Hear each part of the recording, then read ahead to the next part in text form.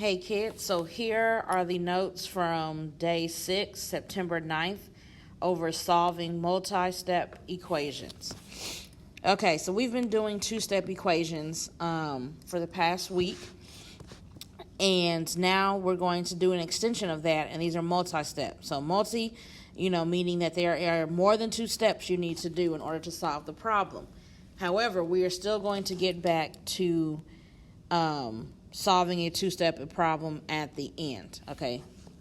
The first thing we want to look at is that the key to solving multi-step equations is to simplify first.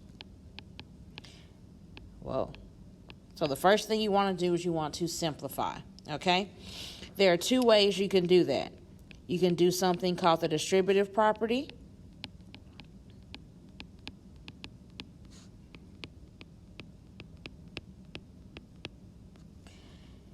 and then you can do something called combining like terms.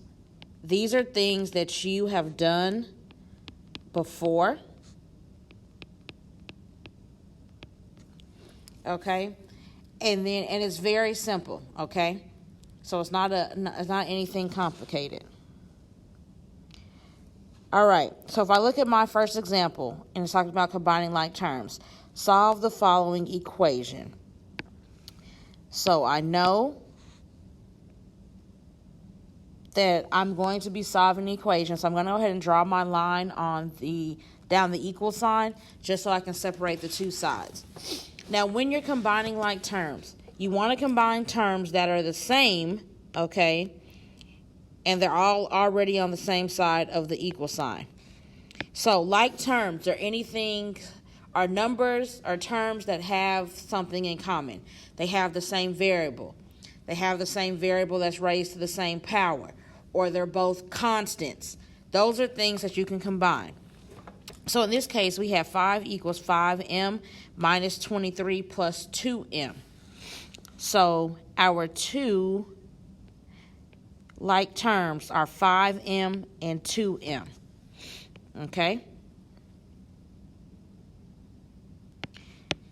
And so then when you want to solve it, first we're going to bring down this 5 on this side equals. And now I would just read straight across, and I would act like that minus 23 isn't there in the middle. So it would be 5m. Actually, let me go and put a box around it. That might be better.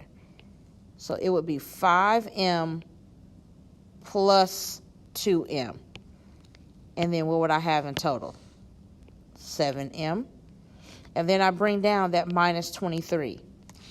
Okay, so now that I combine those like terms, I have me a very nice 2-step equation that I can go and work with.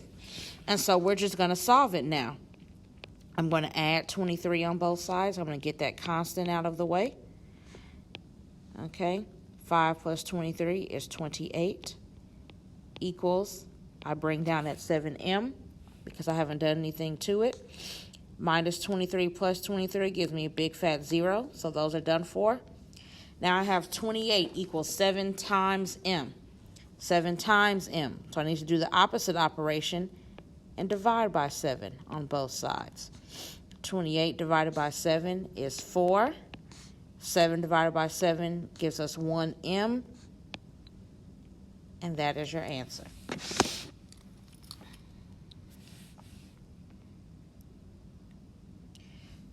Okay, very straightforward.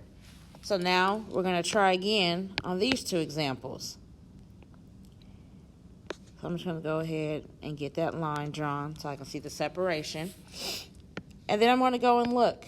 And I'm going to see which terms are the same. They're all on the same side. So 11x minus 8 minus 6x equals 22.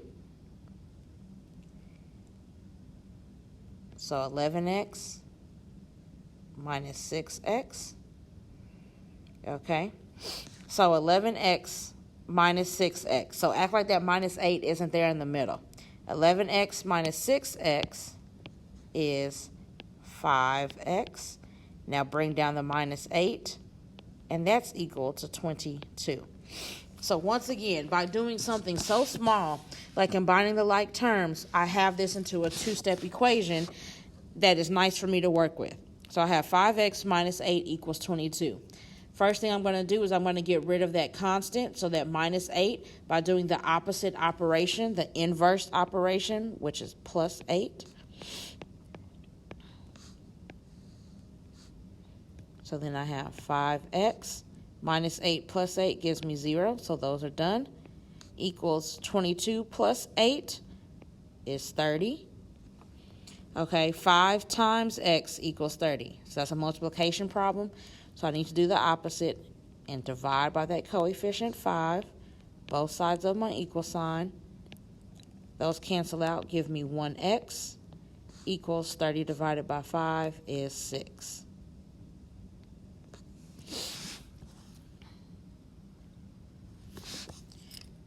All right, so I'll go use another color for this one so we don't mix up our things. So our next one, we have negative 2x plus 5 plus 5x equals 14.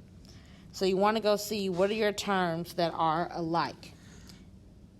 In this case, we have negative 2x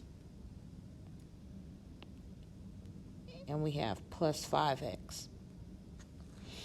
All right, so the question was in class was, well, how do you know how to combine them? What do you do? Always the sign that is directly in front of the number, it needs to be attached to it. So that first term is negative 2x.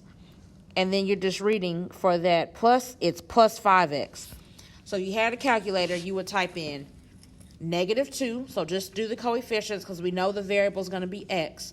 So you would do negative 2 plus 5. And that would give you 3, and then bring our variable x. Now we're going to bring down that plus 5. That wasn't a like term, equals 14. Again, now we have a two-step, and we're going to solve it. So we are going to subtract 5 on both sides. Bring down that 3x. Plus 5 minus 5 gives me 0. Equals 14 minus 5 is 9. 3 times x equals 9. So I'm going to divide both sides by 3. And then x equals 3. All right. So then we have this example 2. And this one is using the distributive property. Okay, so now when we distribute, if you guys were in class and I asked one of y'all to distribute these papers to everyone in the class, I'm asking you to pass it out. You have to give it to each person, okay? So think about the distributive property as that, except we're going to use a math operation for it. So when you're distributing, and we see in this case, we have parentheses. When you see parentheses, the math operation that goes with parentheses is multiplication. So I want to take that number that is outside of the parentheses, and I'm going to distribute through multiplication to each term inside the parentheses. Let me show you what that means. So first, this is eventually going to be a two-step, so I'm going to draw my line. So this helps me stay organized. And I'm going to take that negative 8, and I'm going to multiply it by 2x, and then I'm going to multiply it by negative 1. So negative 8 times 2x is negative 16x. Negative 8 times negative 1, that negative has to be with it, is plus 8, equals 36. Now, I have me a nice two-step equation to work with. So let's go and solve it. We have plus 8. I'm going to subtract 8. Both sides of my equal sign. I'm going to bring down that negative 16x. Plus 8 minus 8 cancels out to 0. So then I have equals 36 minus 8 is 28. Now I am going to, so I have negative 16x equals 28. Negative 16 times x equals 28. That's a multiplication problem, so I need to divide. So you guys need to be mindful of taking that negative. Okay, so that negative needs to go too. So I need to divide both sides by the negative and 16. So negative 16. So then that will leave me with 1x equals 28 divided by negative 16. That is not a nice even division problem. That'll give you a whole number. It will give you a fraction or a decimal depending on how you solve it. So that's why I tell you guys to have your calculator handy. So it's negative 1.75. Okay? It also could have been negative 7 over 4. So you need to know both answers just in case. More than likely it will mostly be with the decimal, but I want you to know both. So if this was multiple choice problem, okay, and all of your answer choices were in fraction form, then you would need to go and convert that decimal to a fraction if you got it, or just have that fraction there.